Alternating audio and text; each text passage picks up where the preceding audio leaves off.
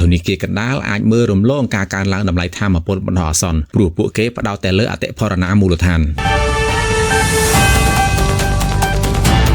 យោងតាមសារព័ត៌មាន Reuters មន្ត្រីជាន់ខ្ពស់ទី2របស់ស្ថាប័នមូលនិធិអន្តរជាតិ IMF បាននិយាយកាលពីថ្ងៃអង្គារអំពីផលប៉ះពាល់របស់សង្គ្រាមនៅមជ្ឈមបូព៌ាចំពោះសេដ្ឋកិច្ចពិភពលោកនិងអាស្រ័យលើរយៈពេលនៃចំនួនកម្រិតខូចខាតដល់ហេដ្ឋារចនាសម្ព័ន្ធនិងឧស្សាហកម្មនៅតំបន់នោះជាពិសេសថាតើការកើនឡើងតម្លៃថាមពលគ្រាន់តែបណ្ដោះអាសន្នឬបន្តយូរអង្វែងអនុប្រធានគ្រប់គ្រងទី1របស់ IMF លោក Dan Katz បានប្រាប់សន្និសីទ Milken Institute Future of Finance នៅ Washington ថាប្រសិនបើមានភាពមិនប្រាកដប្រជាយូរអង្វែងនិងតម្លៃថាមពលបន្តកើនឡើងធនាគារកណ្ដាលនានានឹងប្រុងប្រយ័ត្ននិងឆ្លើយតបទៅតាមស្ថានភាពដែលកំពុងកើតឡើងលោកក៏បានបញ្ជាក់ផងដែរចំនួននេះអាចមានផលប៉ះពាល់ខ្លាំងលើសេដ្ឋកិច្ចពិភពលោកតាមវិស័យនានាដូចជាអតិផរណាកំណើនសេដ្ឋកិច្ចនិងវិស័យផ្សេងៗទៀតប៉ុន្តែវានៅតែឆាប់ពេកក្នុងការធ្វើសេចក្តីសន្និដ្ឋានច្បាស់លាស់មុនពេលមានការវាយប្រហារអាកាសរបស់សហរដ្ឋអាមេរិកនិងអ៊ីស្រាអែលលើអ៊ីរ៉ង់និងការវាយតបតវិញនៅតំបន់នោះ IMF បានព្យាករណ៍ថា GDP ពិភពលោកនឹងកើនឡើងប្រហែល 3.3% ក្នុងឆ្នាំ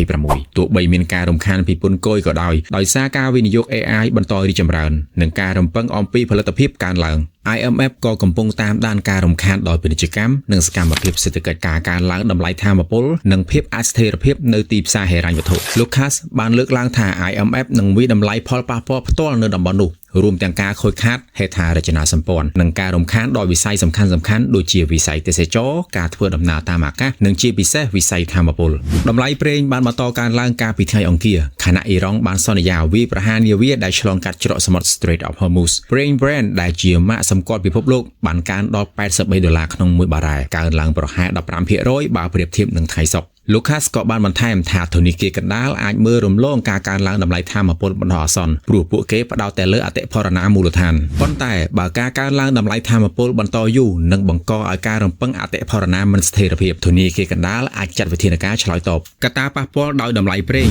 ដែលជាហេតុដល់ការកើនឡើងរយៈពេលយូរនឹងអាចធ្វើឲ្យប្រធានធនាគារកណ្ដាលសកលពិចារណានិងយកចិត្តទុកដាក់ខ្លាំងក្នុងការកែប្រែរដ្ឋបន្ទឹងគោលនយោបាយរូបិយវត្ថុរបស់ខ្លួនជាងមុនឬពន្យាពេលក្នុងការបន្ធូរបន្ថយគោលនយោបាយផ្សេងៗដែរ